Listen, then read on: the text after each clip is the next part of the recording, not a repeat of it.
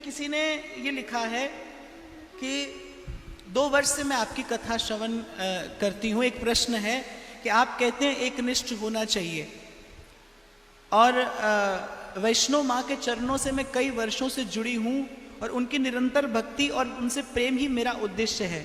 पर 4-5 वर्षों से हम वृंदावन गए, ठाकुर जी का प्रेम मिला, कृपा भी मिली। कथा सुनने के बाद अब कुछ और सुनने की इच्छा नहीं होती। क्या अर्थ ये है कि मैं एकनिष्ठ नहीं हूं और क्या माँ वैष्णो को ये अच्छा नहीं लगेगा? अच्छा प्रश्न है, बहुत सारे लोगों का ये प्रश्न होता है, इसलिए मैंने चुना इसे उत्तर देने के लिए। देखिए, बात सुनने में आपको धीरज धरना पड़ेगा,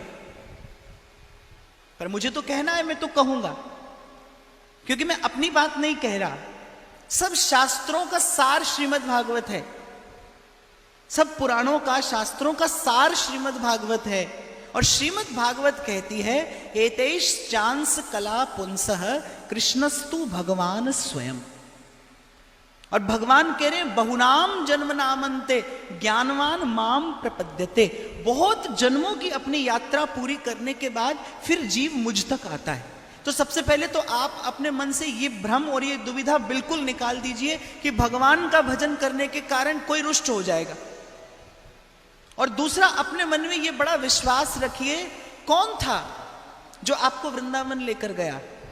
कौन था जिसने कथा में आपका मन लगाया? ये कुछ और नहीं, आपने जिस इष्ट का सेवन किया। आप कहती हैं कि मेरा बड़ा हृदय से जुड़ाव रहा माँ भगवती के चरणों से, तो निश्चित रूप से इसे माँ भगवती की ही कृपा, प्रसाद, आशीर्वाद जानना चाहिए कि आपकी आध्यात्मिक उन्नति संभव हुई और आप देख पा रही हैं, उसे आप अनुभव कर पा रही हैं। एक बात जान लीजिए, भगवान मूल हैं, और जैसे मूल में जल देने से सारा वृक्ष हरा भरा होता है, ऐसे श्री कृष्ण का भजन करने से मैं एक किसी देवी या देव का नाम क्यों लूं, श्री कृष्ण का भजन करने से इस अस्तित्व का एक एक कण प्रसन्न होता है।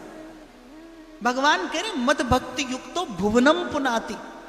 एक नहीं, अनेक नहीं, प्रत्येक जीव श्री कृष्ण की भक्ति आपसे उस भाव का प्रवाह कराती है कि उससे प्राणी मात्र को प्रसन्नता प्राप्त होती है। तो अपने मन से ये दुविधा निकालिए, अपने मन से ये द्वंद्व निकालिए। और आपने कहा एकनिष्ठ होना आवश्यक है, परम आवश्यक है, इसके बिना भक्ति संभव नहीं है। आपका कोई एक इष्ट हो, हाँ, लेकिन वो एक निष्ठा, वो जो एक निष्ठा है वो कह सुनकर नहीं मिलती, एक यात्रा है ये।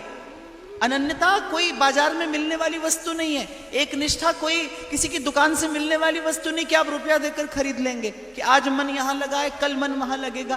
पूर्व की यात्रा पूरी होती चली जाएगी, और यदि ठीक से चल रहे हैं आप, तो आप पहुंचते पहुंचते यहां तक पहुंच जाएंगे भगवान के चरणों में। और एक और बात मैं तो अपने अनुभव से कह दूं, भगवान के अतिरिक्त कोई ऐसा नहीं है जिसमें मन एकाग्र हो सके।